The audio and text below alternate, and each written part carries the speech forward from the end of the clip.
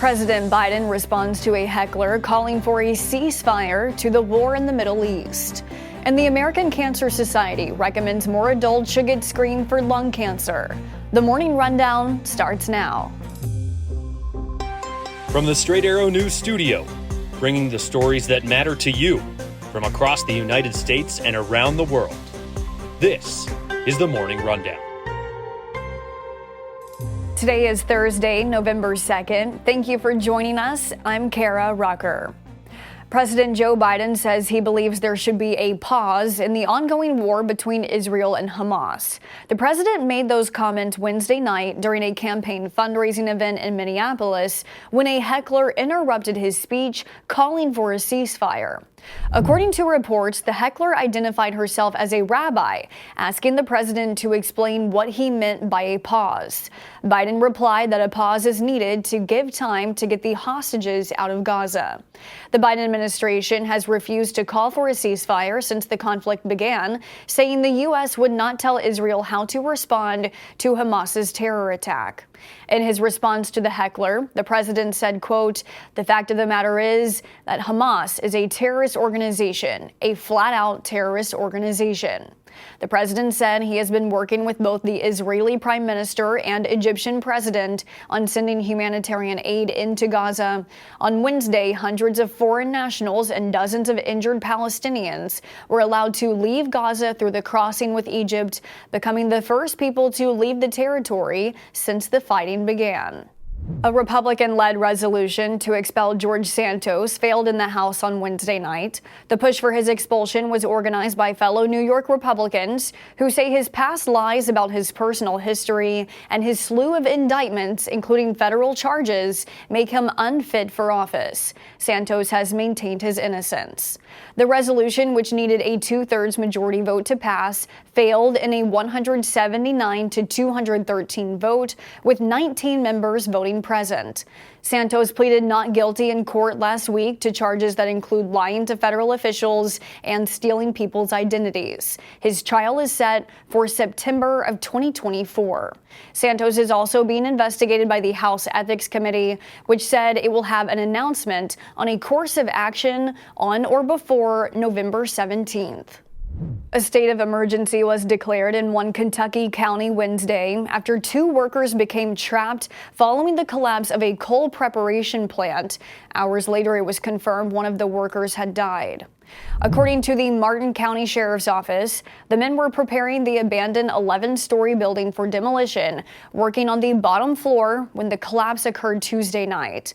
First responders were able to locate and communicate with one of the men who was buried beneath tons of concrete and steel.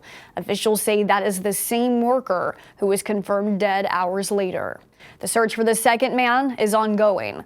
Governor Andy Beshear signed the state of emergency executive order to allow the mobilization of state resources to the county. The CDC has announced the largest increase in infant mortality rate in the U.S. in 2 decades. According to the report released Wednesday, the U.S. infant mortality rate rose 3% in 2022 after declining for years, with researchers not yet sure if it's the start of a future trend.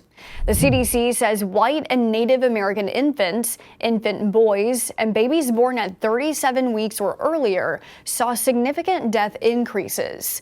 There was an increase in 2 of the leading causes of infant deaths, maternal complications, and bacterial meningitis. 4 states saw significant increases in the infant mortality rate: Georgia, Iowa, Missouri, and Texas.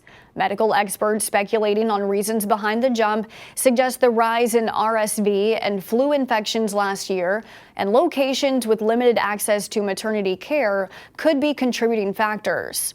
The last year-over-year increase in the infant mortality rate occurred from 2001 to 2002. The American Cancer Society has updated its guidelines on who should be getting screened for lung cancer, saying it no longer is taking into account how many years someone has quit smoking. Based on the new guidelines published Wednesday, annual lung cancer screenings are now being recommended for current or past smokers aged 50 to 80 who have smoked either 1 pack a day for 20 years or 2 packs a day for 10 years. An estimated 5 million more people will be eligible eligible for screenings under these new guidelines and is expected to prevent 21% more lung cancer deaths.